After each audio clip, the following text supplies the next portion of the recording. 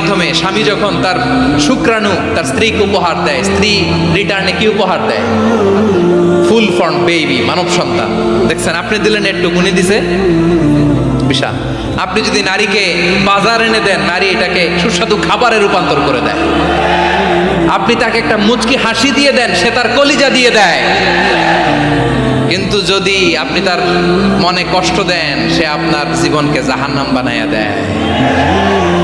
খবর আছে, নারীর মন বুঝতে পারলে নেয়ামত, বুঝতে না পারলে কিয়ামত। ঠিক কিনা বলে? কত দামি আপনি জানেন না, জানেন না আপনি কত দামি, অনেক দামি আপনি। আপনাদেরকে যেন ভোগের সস্তা পণ্য বানাতে না পারে, আপনাদেরকে সচেতন থাকতে হবে, সজাগ থাকতে হবে, কনসার্ন থাকতে হবে। শয়তানের ওই হাতছানির দিকে আর নজর দেওয়া যাবে না।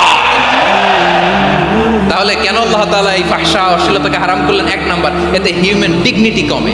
দুই নাম্বার, এতে মানুষের অধিকার নষ্ট হয়। আপনি বিয়ে করেছেন, এরে পরকিয়া করেন, ওর সাথে এরকম আছে না নাই?